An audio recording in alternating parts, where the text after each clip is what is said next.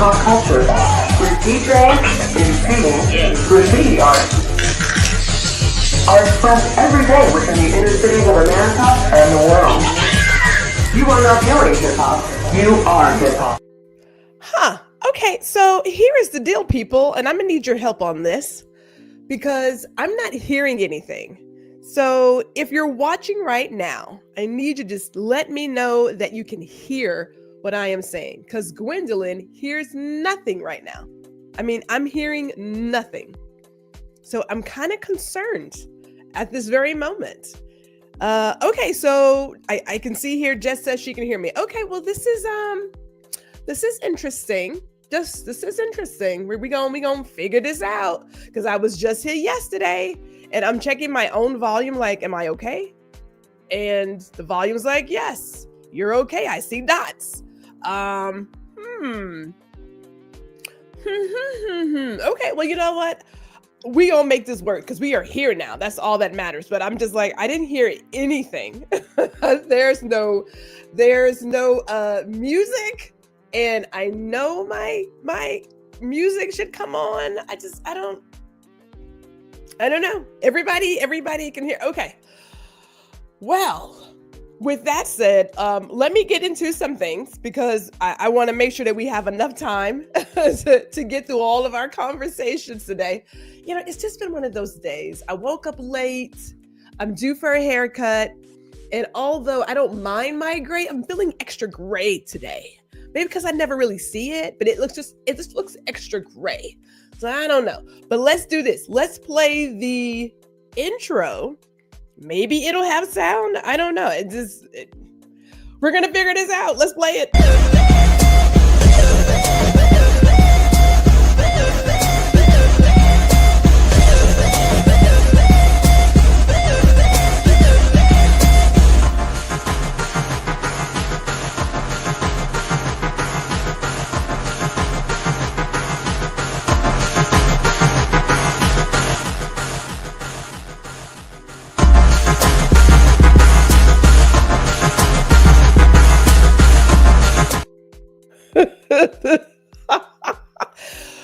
Well, I'm going to assume that there was sound there too, because I ain't heard not a darn thing over here. We ain't heard nothing. But guess what? It's Friday, y'all. It's Friday. It's 4:00. We gonna get into some stuff. So let me get started. First of all, I am Gwendolyn G.R. Houston Jack. You're watching a live edition of Girl Listen. And we are streaming live to LinkedIn and YouTube. If you're on YouTube, go ahead and hit that like button. And man, you know, at first I was like, do I want to talk about this? And then I thought, I do want to talk about this. I do want to talk about it. And I have brought a comrade to assist me in talking about this. So let me bring up the very first one that I want to talk about. And these are 4 Netflix. All of a sudden it sounds different. These are 4 Netflix documentaries that I believe people should watch. And the first one is Katrina, Come Hell and High Water. And I got to tell you,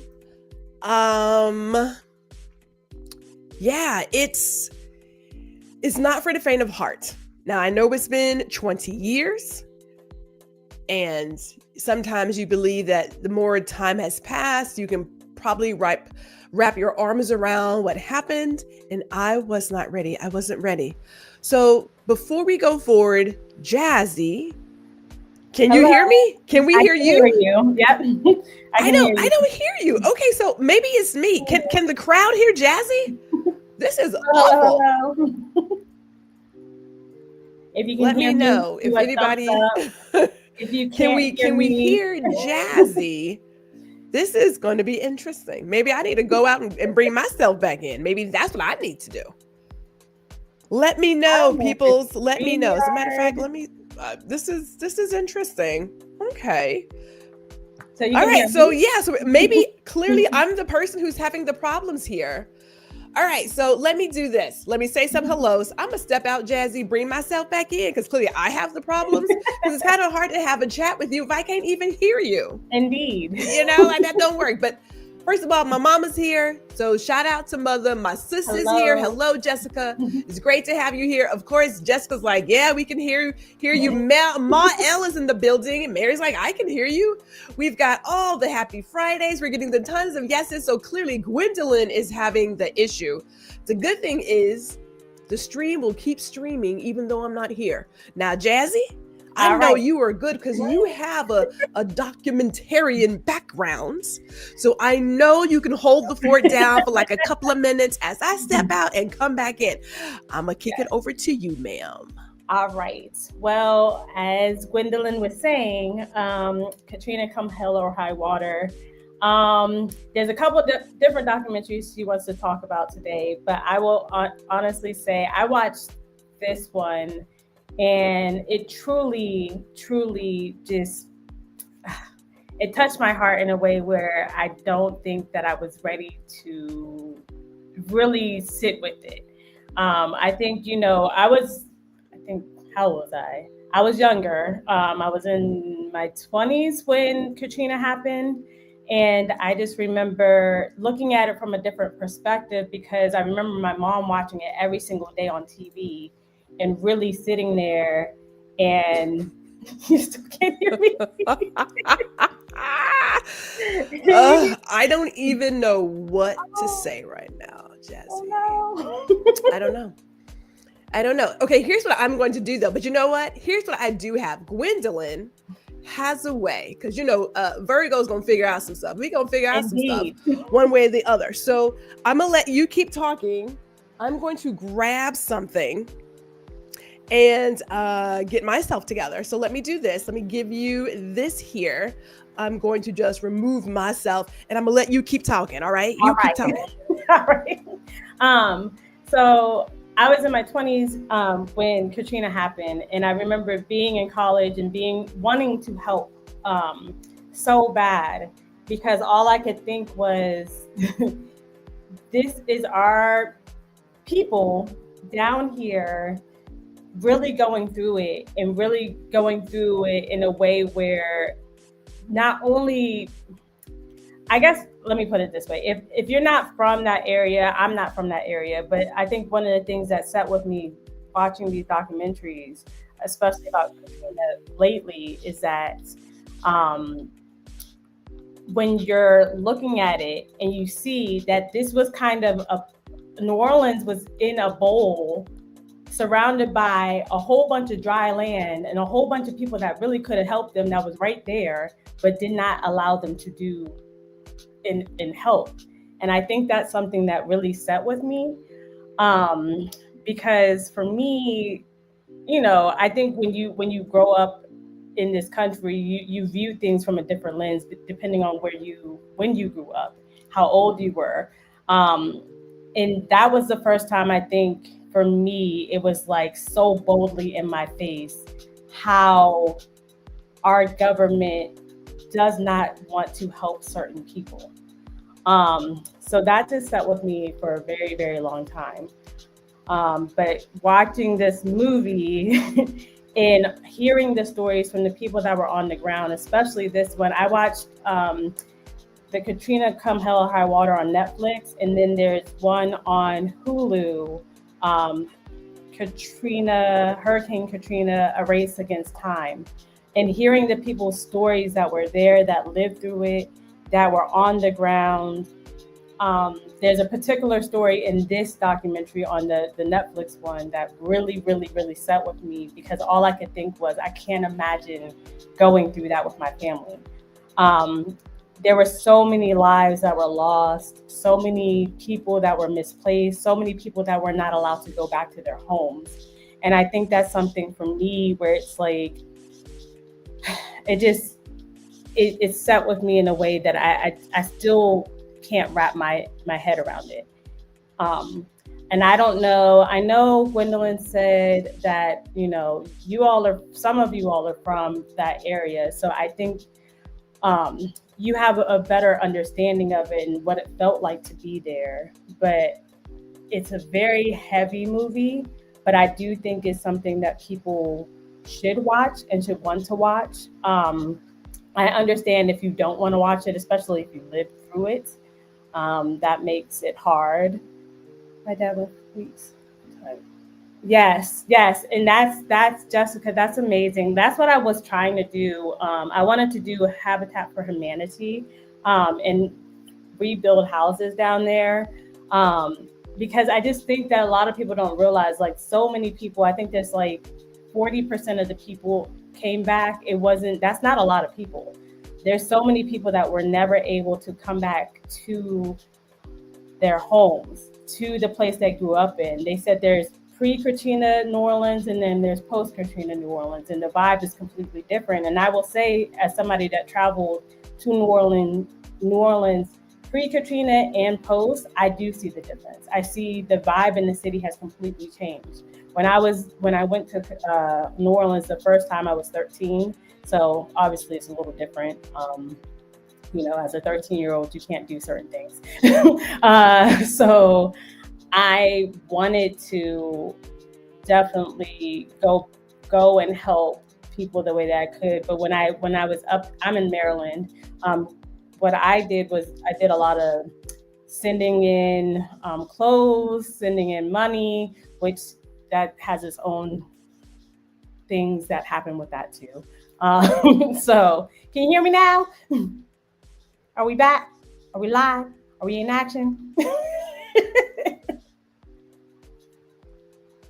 I can see Gwendolyn. I don't know if y'all can see Gwendolyn.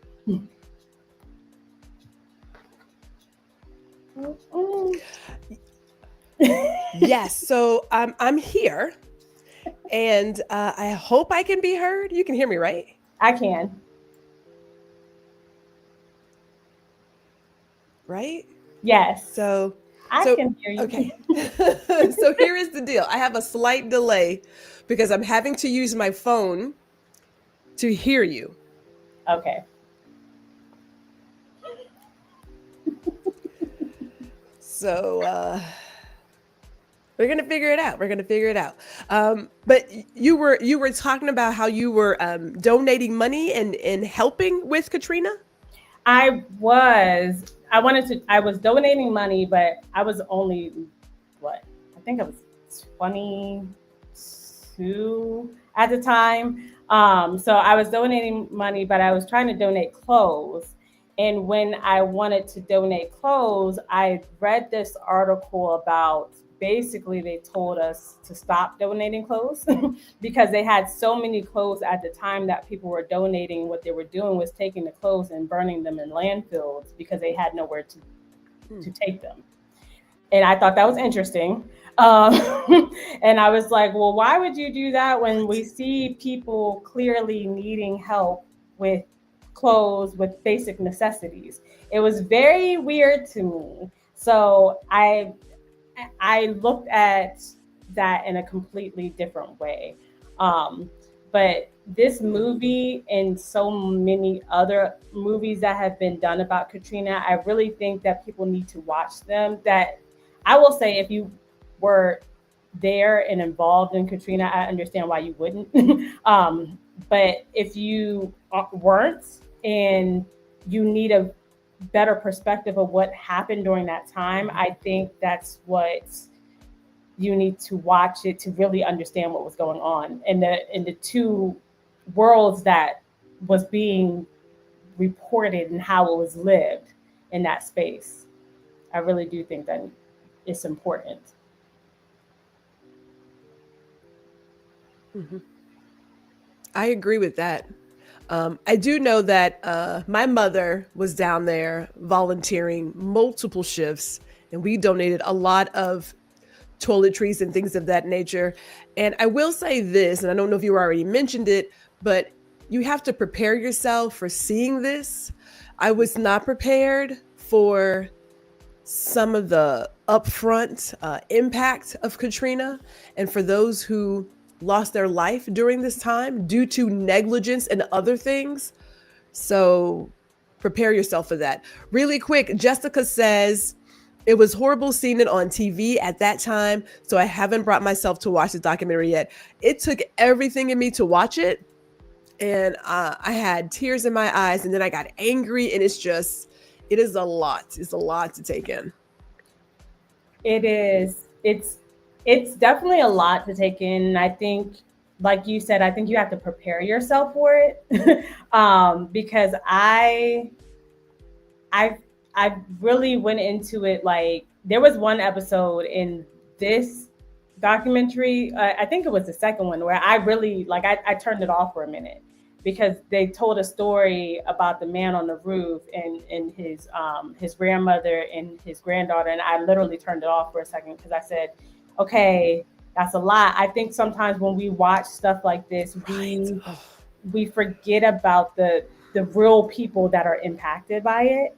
And I think sometimes we just watch it from a very high level and we're just like, okay, like it's fun and it's fun to watch, but it's like, no, these are real people's lives and they've experienced something that no one should ever experience, truthfully, especially in the richest country on, like we should not experience this here ever. But to see people go through this and to see how there was a failure on the Girl. local, state, and national levels, it's astonishing to me that they even are walking around mentally sane, to be honest, because I think that's just, it was a lot. It's a lot. It's a very heavy documentary to watch. So, yeah.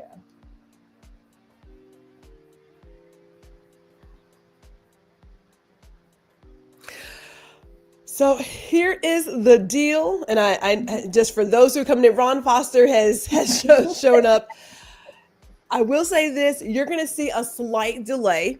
It's almost like we're on the news, where here I am back in the station, and Jazzy is out in the field, and there's like that. Yeah. So here's yeah. Yep. That's where we are. We're going to make it work, though. We are going to make this work. So this is not how this normally rolls. But you know what? When you have real live TV, real live shows, tech be teching sometimes. And tech is teching today, right? That's where we are.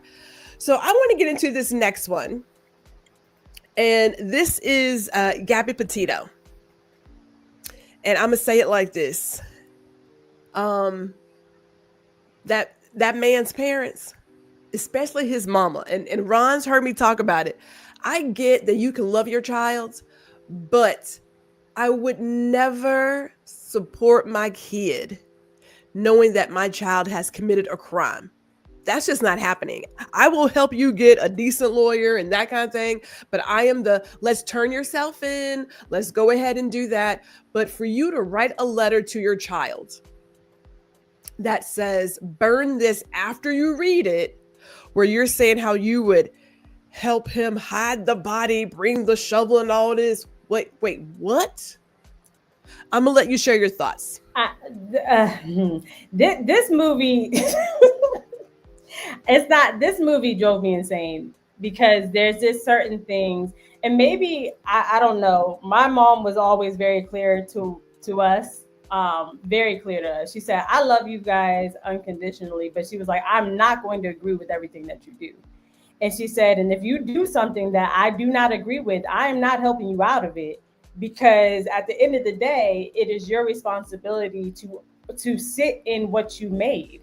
And so she was basically like, you can't, if you're sitting here doing things like unaliving somebody, like, I'm not going to just say, hey, high five, we're in this together. She said, no, just like you said, I'm going to help you. I'm going to possibly give you a lawyer or give you some numbers or try to help you in that way. But she's not helping me by aiding me in the crime. That doesn't make any sense.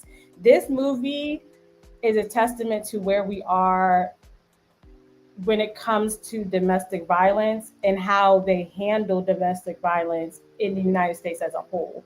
I don't think a lot of people realize how hard it is to really get away from certain people when you're in these certain situations. And I think so many times when we see things like this, we always say, like, okay, they should have just walked away. What most people don't know about her story is they were riding around in this van for months. They were like van life content creators. And the reason why people kind of found out that she was missing was because they were like, wait a minute, what happened? Where is she? She hasn't been seen in like weeks. And then she stopped blogging altogether, because they used to blog all of their interactions with each other and the places that they were going. So I think sometimes we have to step back and say again, like, what are we doing as a society when we can place people in situations where they can get hit and the police come, and the police, because what most people don't realize about her story is they didn't call the police. Somebody else called the police because they saw what was going on with them. And so, I think we have to have more of understanding of what is going on with men and women, because it happens to men and women. I think a lot of people don't like to acknowledge the men part of it, where men have been in domestic violence situations themselves and are victims of it themselves. We often forget about that.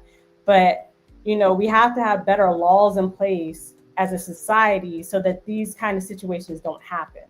Because there are things, to me, that could have prevented some of this going on in some ways. You know what I mean? Like, I hesitate to say that, because I think sometimes it's like, you never know, but I think in some ways, if certain laws were in place, maybe even if she was just with the police for the night, maybe she could have been saved for the moment. You know what I mean? So it's a hard thing. But the parents and the mother, I was really like, how is she not in jail? Well,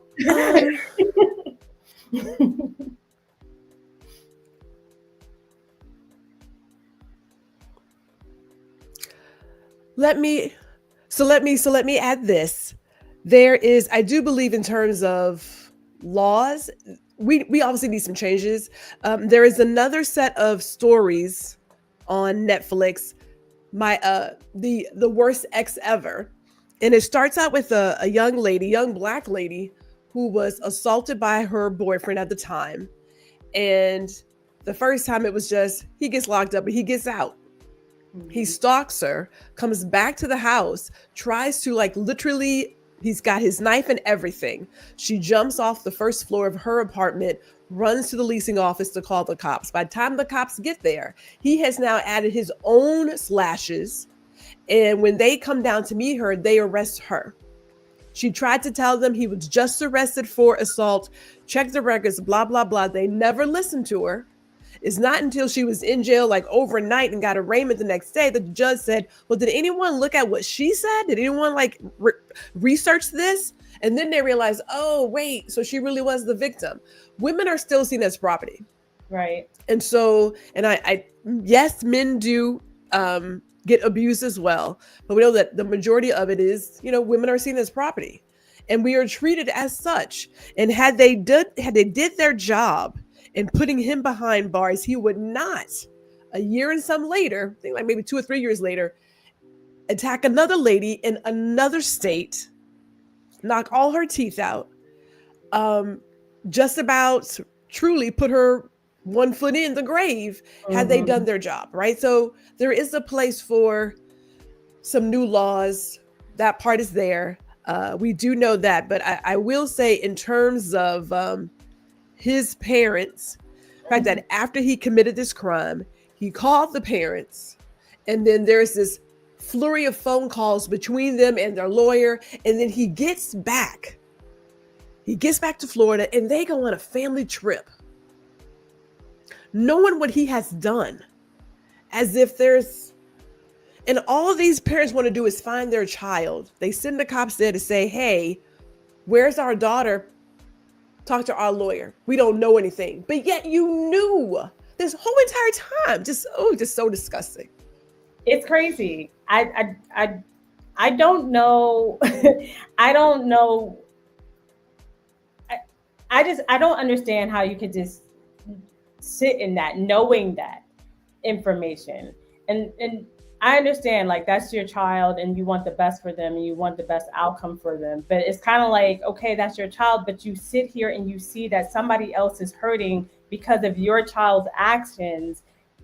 at what point do you say, hey, let me take a step back and reframe how I'm looking at this? Yes, you're going to love your kid, but that doesn't mean that because you love your kid, you just act as if they didn't commit a crime. Like you literally know that he did this. And I think, again, I think that just goes back to kind of some of the things that I feel like people are just, yes, yes, Dr. Chashi, yes, exactly. It's like you have these moments where you're like, what? Why are you acting this way? What made you just move in this way? Where you're just, you don't want to make sure that the other person's family gets the closure that they need. Mm-hmm. Like you're just like, oh, it's okay, it's fine. We're gonna wash our hands of it. I don't understand that. I don't understand that at all.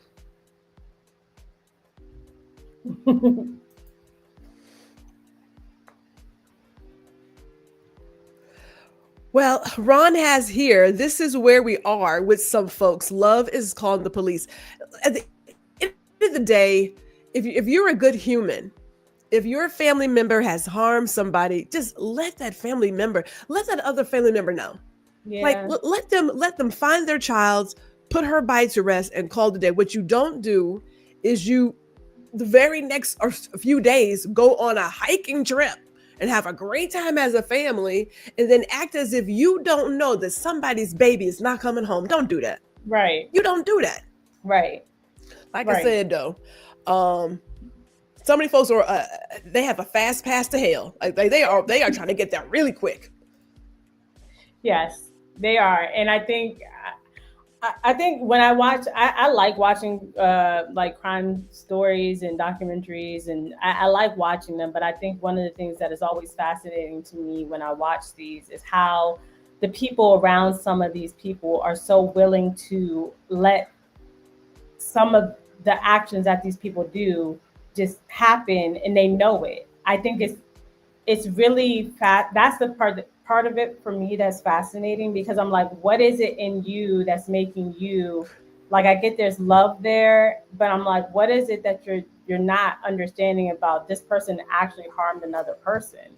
Like, there, I can love you, but I can also know you literally harmed another person. And in some ways, I do think there's a little bit of fear there. There's an element of fear for your own safety, right? Where it's like, okay, now I know my son came back in here, and I know that he just told me he killed this person or unalived this person, Mm-hmm. right?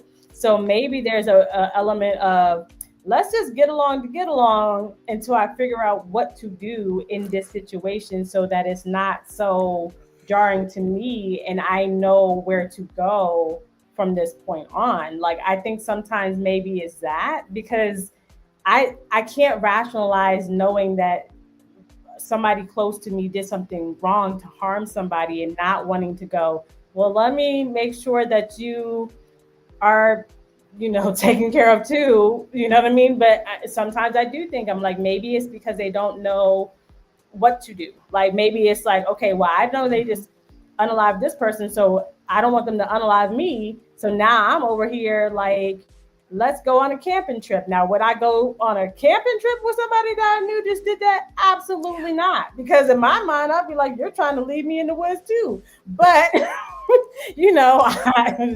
I wouldn't do it. But I mean, maybe that's what it is. I don't know. I don't know what makes people do that, because I think the person that just got life in prison in Ohio, was it Ohio or Idaho, for unaliving all those people in that house, they came out recently and said the mother talked to him after the crimes were committed, and they basically alluded to the fact that they said that he didn't completely tell her, but like they alluded to the fact that she understood some certain things were going on.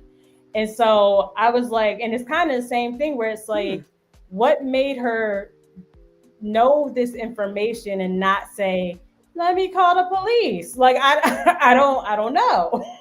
And this lady was nowhere near her son.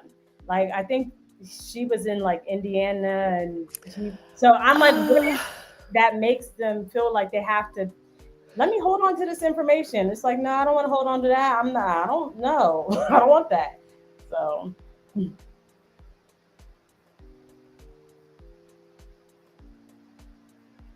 Well, I'm trying to remember. I want to say he was the baby. He was the baby boy, and sometimes, some parents will do some things when it's the baby of the yeah, family, right? So that could be it. That could be it. But Ron says here, where is the moral judgment, man?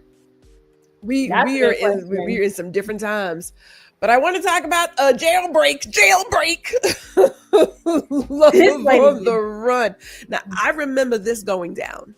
I remember this chick. I was watching her because I was like, oh, this is interesting. And then it became obvious that they were running together. I was like, where exactly is this going to go for you? Because you're a corrections officer.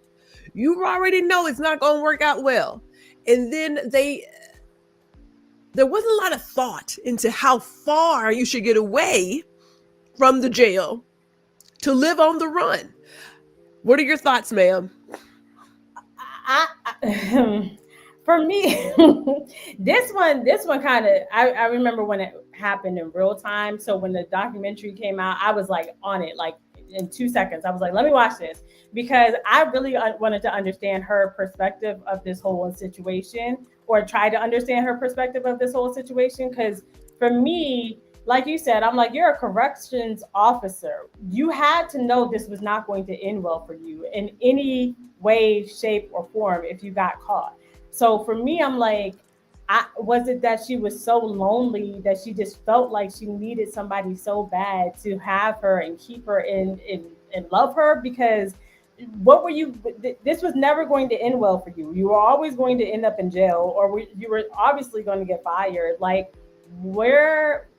What drove you to keep going and saying, hey, okay, so now we're going to break out of jail and we're going to drive to Alaska and then try to cross the border with a felon? Like, what are you doing? Where were you going, ma'am? Where were you going? Where were? And then I'm like, and this was not some normal like person. Like he was he was in there for unaliving somebody. So I'm like, what how did you think this was gonna end for you? I don't understand.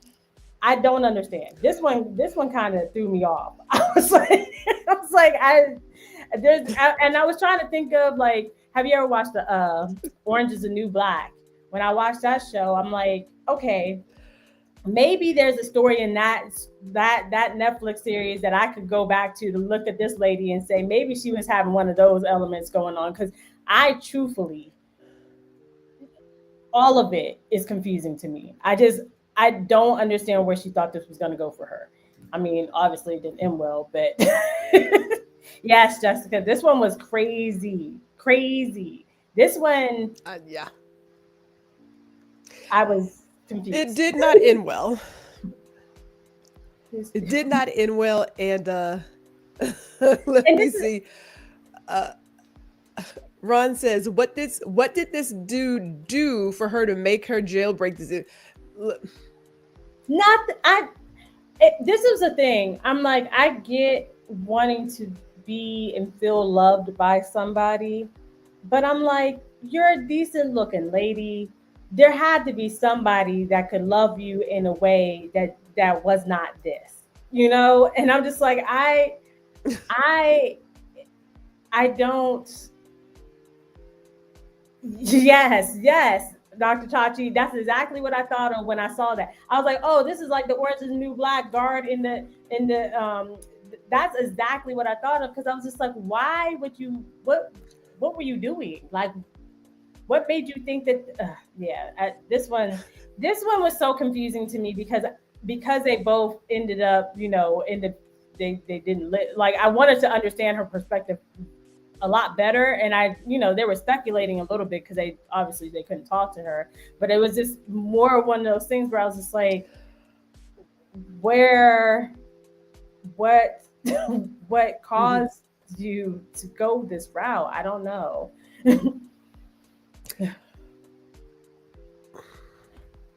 Well,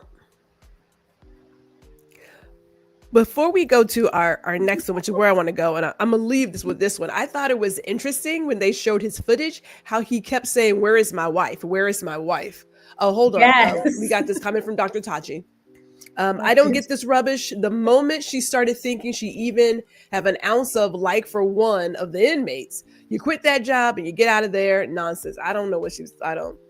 Right there with you, Dr. Tachi. That's exactly what I said. I was just like, the moment I would have started getting feelings, it's like, you know what? Let me quit this job. Let me quit this job right now. It's I'm not no. Mm-mm. So, oh Lord, this.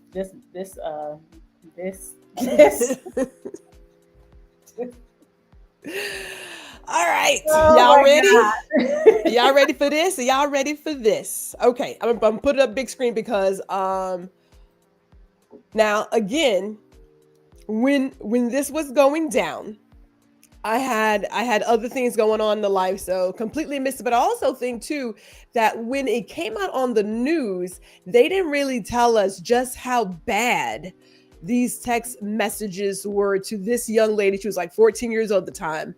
They didn't say, because now that it's over, I should say over, but the mother's out of jail. And yes, spoiler alert, it's the mother.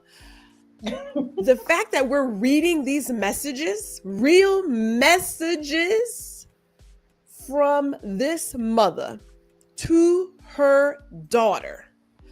I'm gonna tell you right now, I don't know why she's not a registered sexual offender. I don't understand how she could even record the documentary and not have even an ounce of remorse for what she did to her baby. Jazz, and I already told you, if I ever catch this chick on the street, I'm popping one. Just because. On site. I think she would have. Just because. Really quick, before I let you share your thoughts, and I know we have this timing thing.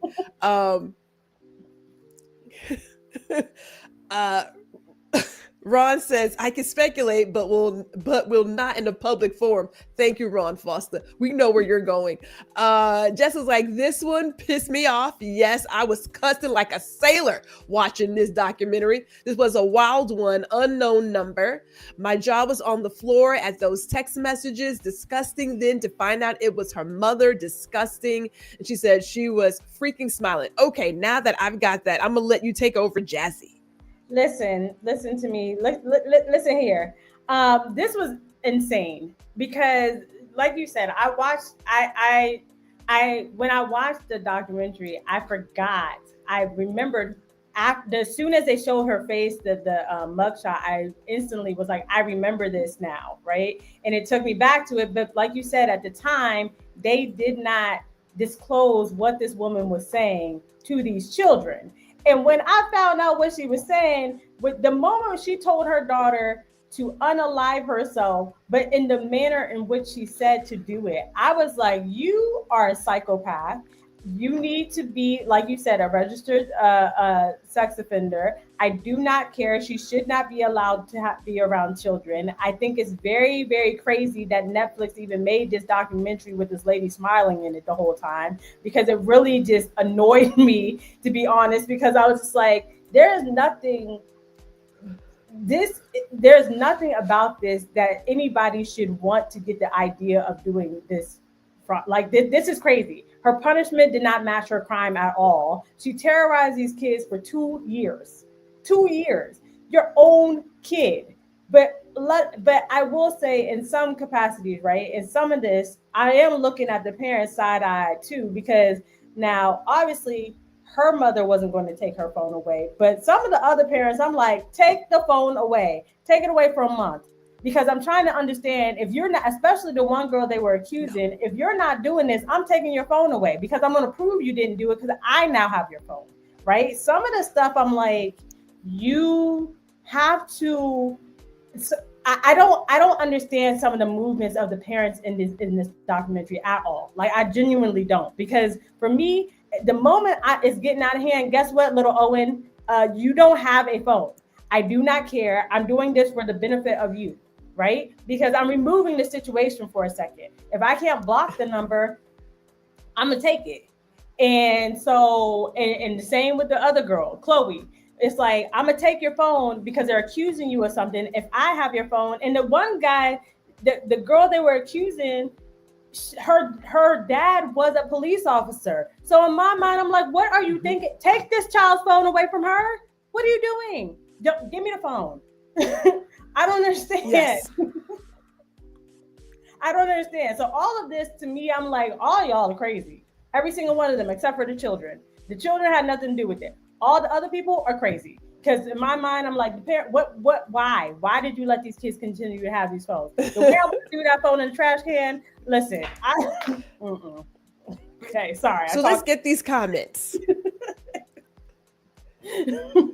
So we've got Ron saying, I was shocked that the daughter wanted a relationship with the mom after all this. Now, I will say this. I noticed there were two different films. There was one where it seemed like her mother was still in jail. And then there's another where she's clearly older. And I'm not so sure that she felt the same way. And think about it. If this feels like one of those Munchausen situations where she is under her mother's spell. Her mother was playing hero every single day after school when she came home with all these text messages. So I think in the moment you feel like, but she's my mother. And then when you remove her mother and she's in jail, she's got time with her dad. And now she's like, really thinking it through. I have to believe that she may not still feel the same way. Jess says, I would have told her to get away from me. You told your own daughter to unalive herself and she was ugly. Like what? Man. Ron says, I had to make an emergency event call to G. Okay, so yes, Ron Foster called me last night. Ron Foster rarely calls me late in the evening. He was like, gee, we got to talk about this. We got to talk about it. I was like, I told you. Because you can't watch this and not get upset about some things. And yes, Dr. Tachi, let me tell you. Ooh, this right here. And I mean, like the amount of lies she told. But here what gets me, Jazzy. And I know we got this slight delay here. But she wouldn't even take credit for the first set of text messages. She keeps saying, no, that was somebody else. That wasn't me. That's where, for me, I'm like, get off my screen, because who else was it? Like, really, who else was it? I think what she did was she did it in the beginning and was like, let me test this out for a second. And then she said, okay, let me tame it down because I think this is making my daughter upset. And I really, really feel like what happened was in between that time when she initially sent the first one and then she ended up sending the other ones, right? I think during that time is when she got laid off from her job. Because when you watch it, I'm like, what made her start doing this again? It didn't make any sense at all. She was like, it was like, I have nothing to do now. I'm bored. Oh yeah, I terrorized my daughter. Let me do that. And it was like, it just, I'm the level of craziness that has to be done. And then, like Jessica said, now you're going to sit in my face and then you're going to just, oh, I'm sorry. No, you would have to, don't touch me. Like, don't touch me. I don't know what to do with, like, and the crazy part is, from a psychological point, it's kind of like, all right, I kind of understand where she's, why she might be feeling the way she is, because on one hand, it's like, okay, I was getting these terrorizing messages, but on the other hand, it's like, but my mom was really there for me. And it's like, there's a disconnect for her, because it's like, my mom was really trying to help me during this time. And it's kind of just like, yeah, but you're the reason why, like, what? I feel so much empathy for her, because I think that's something that is like honestly, it makes me mad, because it's like, how do you resonate with that with your own parent, you know? And the reason that she gave for doing this to her was even worse, because in my mind, I'm like, okay, you did this because you got assaulted, and so you didn't want your daughter to get assaulted, but you basically made her her and several other kids not be here anymore. Like that is the part of me where I'm like, you took this too far. And I should have known. There was a part in the beginning of the movie where they kind of like forecasted a little bit what was going on, and it kind of made me laugh because I was just like, I instantly picked up on it. One of the kids said, they were like, we're from a small town, and my like the parents are in everybody's business, and I instantly picked up on it. And I said, it's going to be one of the parents. I just don't know which one it is. And I was just like, this is interesting the way they left that in there. And it was very interesting to me. But I just, her explanation was just like, yes, Ron, her explanation was bogus. It made no sense. None of it makes sense. I'm still confused why this lady is still in jail. Like, no.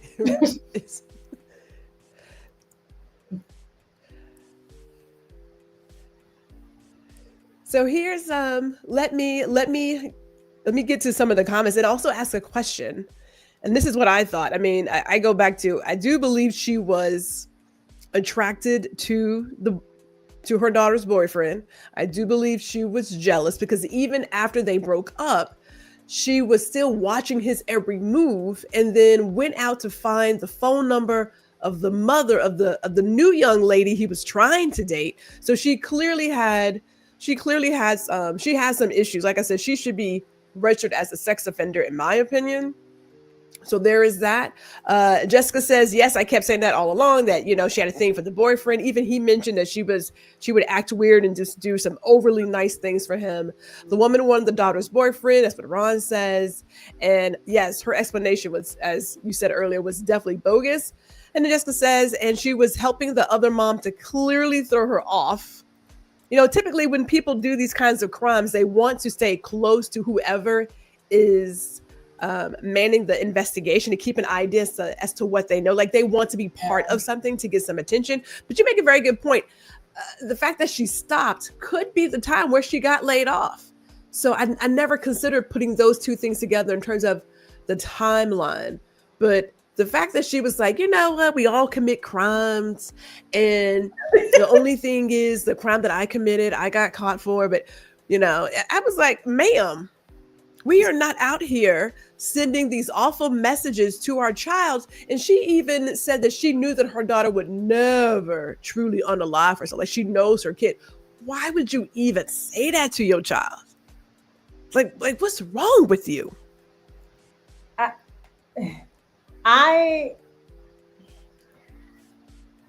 When she said that part of we all commit crimes, we just don't get caught in them, I'm like, now see, that's when I would have had to I could not be involved in this movie because I honestly probably would have ended up in jail. I like because there's a certain part of me I probably would have just knocked her upside the head with a boom mic or something. I don't know, because this I want us as a society to stop normalizing psycho behavior. And I feel like in a small way, they kind of normalized her psychoness. And I didn't like that. Like that movie actually made me mad. Like I was actually mad. I haven't been actually mad in a very long time.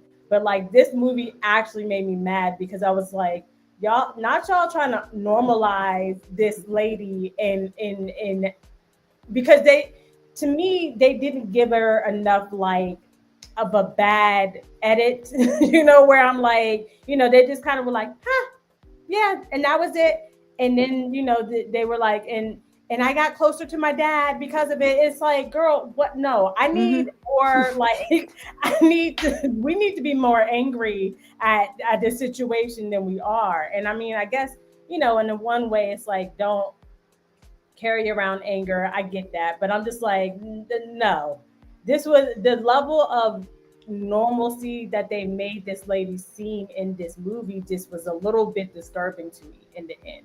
And I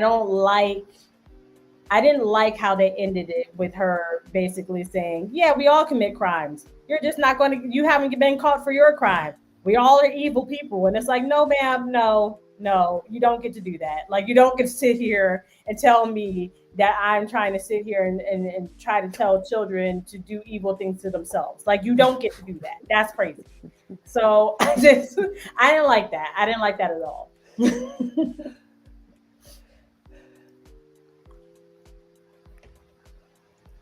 Yes, exactly, Ron. Exactly. And that's that. This is I this. see Ron here. Yeah. Ron says, if this were a black woman, she would have been under the jailhouse. That is that, we know we keep having these uh two different types of narratives that are shared. And it's just, but you know what? Okay, I'm gonna go back to what you just said. We are clearly seeing a sign of our times that this kind of psycho behavior is being normalized. And it's always after the fact that people are like, wait a minute, how did this mother say all of this? And the parents were not like, I'm taking all the phones. Because you're not going to send these messages to my kid and me not be really upset that there's not something happening beyond, well, we've done all we can do. That's all we can do. It's like, no, like I just. And I'm wondering too. Yeah. I think the reason why I wanted the parents to be a little more like involved in a way where they took the phones and not just said, "Oh, let's go to the police." Because in my mind, I'm like, if you take the phones away from these kids, she would have no way to contact these kids. You can't frame a kid that does not have a phone. You cannot, if she could keep doing it to her daughter, right? Because she was never going to take the phone away from her daughter. But when you can take the people out of the situation, it's kind of like, okay, I know you want a phone, but listen, I'm doing this for your own good. I am making sure that you are protected, and I'm going to make sure that you do not have a phone for your own good. Because eventually I will give you a phone when you go away to college. You don't need a phone anyway. The only reason why you need, listen, I can get you what are those? A Nextel sidekick joint, whatever. Doodle-doo. Call each other on, I don't know, a walkie-talkie. Like, we don't need that. What do you need a phone for anyway? Like, sometimes you just got to step in and say, like, I'm going to be the one that like eliminates this whole situation. Because the only other option that lady would have had is to keep going with her daughter, but at that point she would have looked like a real psychopath, because you just gonna keep like, I mean, I guess in a small way, the only good thing is if they did take the other kids' phones away, they would have never caught her, because that's the reason why they caught her, is because of that. But it's, yeah, I don't know. These people are crazy. All of them. All of them. Yeah. So Dr. Chachi says, Ron Foster, in which universe would this ever be a melanated woman? That's the question. I'm just like, wait. I mean, we have seen some stuff. It's not as some of this right here, though. Yeah. He says, Ron says, be the parent. We're the old-fashioned parents with critical thinking. Yes, because I'm like you, Jazzy. If this is happening, we take the phones away. And I think it was her when she was like, well, I don't know why I have to get my child a new phone because somebody is making these phone calls. What, ma'am? Are you serious right now? That's, I mean, like every single one of them. I just don't know why they just didn't say, okay, since someone's crazy and they're sending these things, let me take this away and we'll figure it out. I don't know why they just didn't go, like they were just a tad bit too not moved for me. Yeah. Because these messages, there were moments that even I was blushing. I was like, she said, what? I'm sorry, to whom? Yeah. And I think that's the thing. Like after you figure out it was her, and then you go back, and like if you go back and actually listen to the messages after you figure out it's her, it makes it 10 times worse. They were already bad in the first place, but it's like when you actually think about what she was saying to her own kid, that is the thing that I'm like, where were you mentally in this whole thing? And that's where I was looking at the parents, and even the one that they were trying to frame.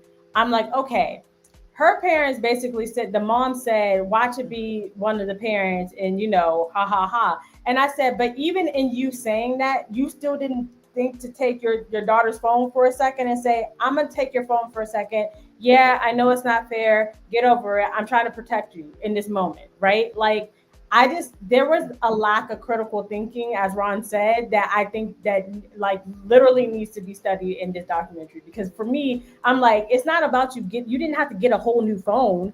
You take the phone out of the equation. You take it. They don't need it. They're 14. What would they do? Why, they didn't need a phone. They wanted a phone. They didn't need one.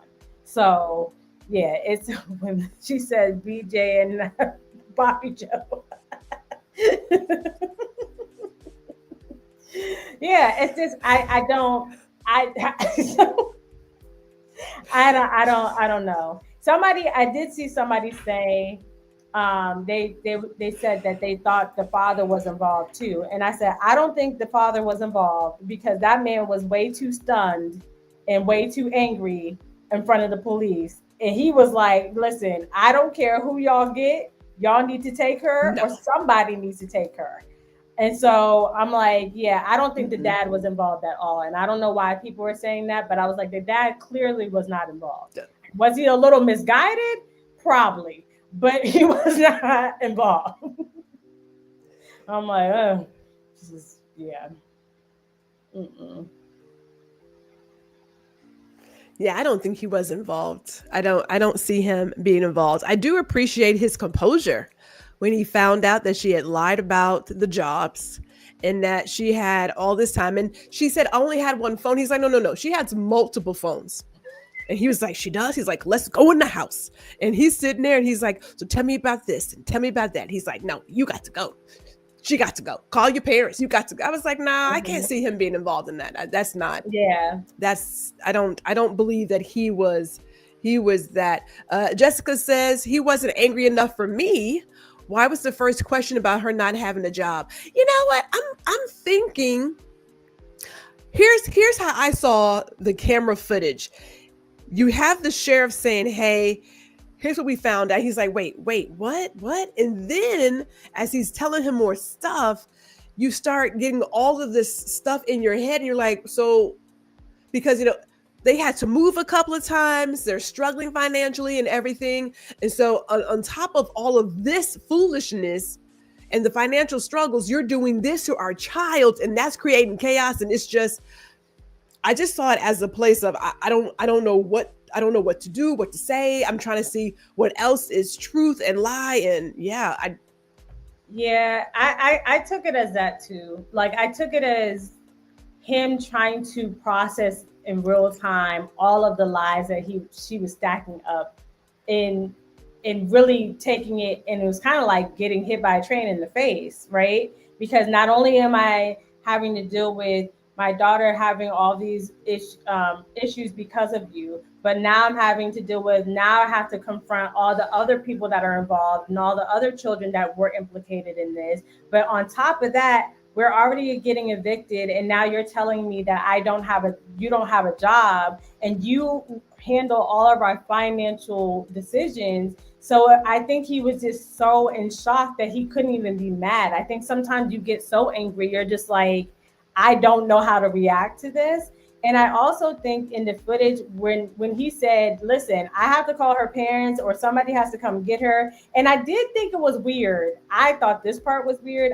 Thought it was very weird that he literally said, somebody needs to take her. And the police were like, well, if you need anything, we'll call you later. Bye. I thought that was like kind of weird. Like that they just basically left him and was like, here's our card. And I was just like, so he pretty much just told you he's so angry right now. And y'all were just like, have a good day, sir. Talk to y'all later. Bye. And then close the door in his face. I said, what is happening? What is happening right now? I literally rewound that part because I said, did he not say that he was like angry and that he, like, they literally, they chucked in the deuces. They were like, all right, we'll see you later. Like, you have a great one with this information that we just plopped in your lab and like will destroy you and your family. I thought it was very weird that they did not take this woman. Like it was very weird to me. I was like, so we're just going to sit here. Like that was to me, that was the most perplexing part of this whole entire documentary. The police were basically like, well, bye, see you later. We'll probably come back and arrest her someday, but not right now. Like we're not going to do that right now. Just but you deal with that. And he's like, I'm about to like literally lose my itch. And they're like, bye, see you. I thought that was crazy. That was the part for me that I was like, so what? What? Yeah, that part threw me off. I was very confused. Very confused. Yeah.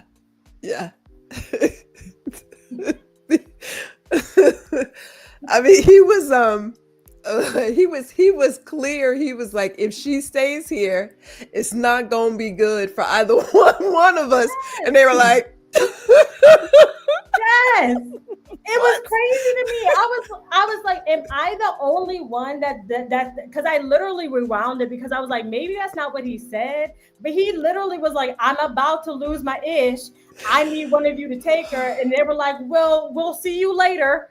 You have good time. And then here go the girl just sitting there stunned. Like, I'm like, what is happening? I was like, why wouldn't they arrest? Why did you come to this man's house and basically say your wife committed a crime? Your daughter is being harmed by by your wife. Also, oh my God, we found out in the process of all this, we know that she lost all of her jobs. But and also, we're not going to arrest her right now. Well, here's my card. If you need anything, I thought that was the craziest part of this whole entire movie. Like to me, yes, the mom thing was crazy to me, but the way the police interacted in this moment was so insane to me that I was like, I'm confused. I'm very confused. I was just like, why wouldn't they arrest her immediately? That part of me was like, because you knew it was her. So I was like, so you came to her house to be like, big reveal, ta-da! It's her. I'm like, no. It was that stunned me. That was confusing to me. So yeah. So all right, so let me I think I just to put a bow on that one, it was interesting too, because after it came out that her mother got arrested, people started thinking that she and her mother did it on purpose for her to get attention and what have you, and it was just yeah. Holy, you know what? This is Mr. Jack is like, now I know you know what time it is. I need to call him. I was like, I can't hear because he's calling me. This has been one of those people. This has been one of those. The good thing is, let me just say this really quick as we go through all of this. Because it is that time. I mean, an hour has gone by just like that. So what can I tell you? But I was like, I can't hear anything. I can't hear. Oh my goodness. Yes, like I was saying.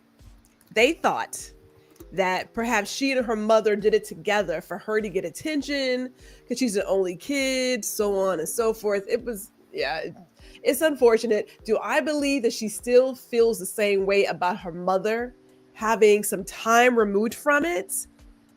I don't think so. I think in the moment she was still under her spell. I don't know if she really feels the same. I know how they edited it because they used, again, footage of her where she's clearly younger versus that second piece where you can see that she has aged a little bit. I don't think she feels the same. What say you, ma'am? I agree with that. I do agree with that. And I did think it was interesting, to your point, how they edited it, because they were editing in her,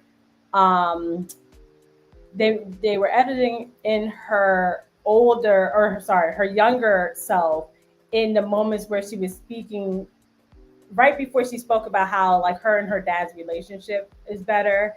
And I was like, that's an interesting choice because they want you to believe that she has not grown mentally from this. And I do think you can clearly see, if you're watching it correctly, that she has grown from it. And I think that like that part of it needs to be said, because I do think they make her out to be kind of like, oh, she's just stuck in this space. And I don't think she's stuck in a space. I do think she's like, okay, obviously I want to have my mom and I want to be able to form a relationship, but I'm also very cautious of some of the stuff that's going on with my mom too.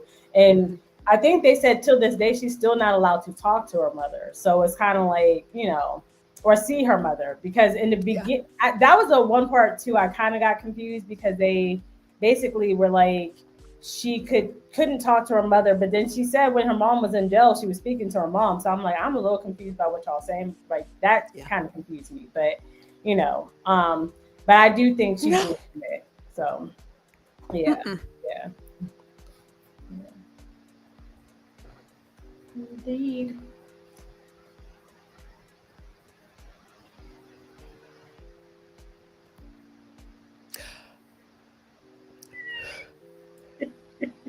All right. Now, I know I said I was going to end this, but let's end it with this. The love bombing that she was doing from the jailhouse. Yeah. After you had sent her all these messages about how she's ugly and thin and all this whatnot, and then you come in with the, oh, love you so much and miss you so much, and I just can't wait. I didn't understand how she could contact her from the jailhouse. I don't think they explained that correctly, because I thought they said that she had a no contact order with her mother. And then they basically were like, like you said, she was love bombing her from the jailhouse. So for me, I'm like, how was she able to do this if she was not supposed to be talking to her daughter? And why, if she was not supposed to be talking to her daughter, is she talking to her daughter from jail? Like, I don't understand how this happened. I'm like, what? So that part lost me a little bit, to be honest. But yeah, otherwise, she needs psychological help. Obviously, I think her daughter is going to need but yeah, she needs help, because something it just is, I don't know.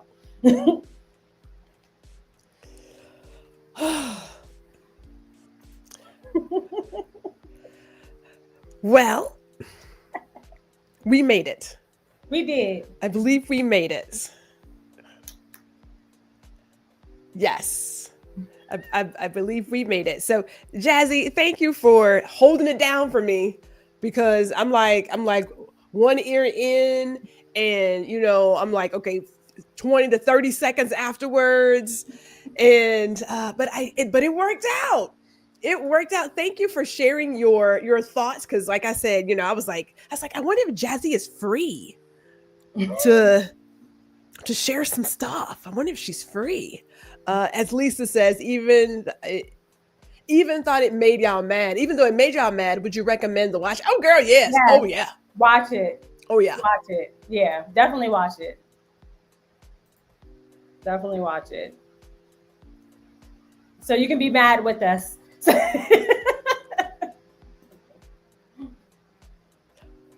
Thank you. 90s R&B hits different. It always does. I'm still catching up over here. Like I can see Jazzy not talking, but I'm like, okay, let me just make sure that I'm good before I say something else. Let me just make sure. And let me say this too. I want to make 2 messages really quick, and I'm going to make them extremely fast, because I know it has been some time over here. But I want to say this. If you have not watched it, watch with love, Megan. These people out here hate to see a Black woman not struggling, not traumatized, not selling trauma porn. Her show is amazing. She's a woman of privilege, and she got some good recipes on there. So watch her show. And then lastly, hey, we've got this coming up in 2 weeks. 2 weeks. It's going to be on a Wednesday at 5:00. It would be my actual birthday, 5:00. We are going to do the virtual 50th birthday party. No, there will not be any powder bombs, although I do still have one in the closet. We will not be doing powder bombs, but there will be confetti. There will be cocktails or champagne or something. So come vibe out for a little happy hour, right? On September 17th.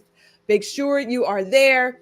Let's get all, she said the delay is sent to me. Man, I don't know how the news crew does it. Because it's right here. I'm just like, can I talk now?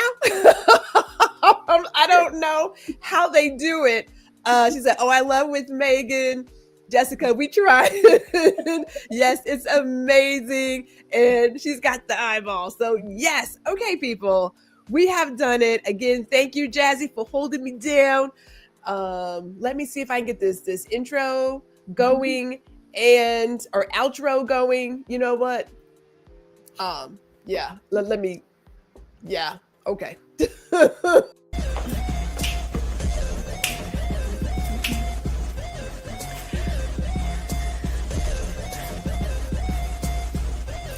Hey, it's G. Thank you for watching this episode of Girl Listen.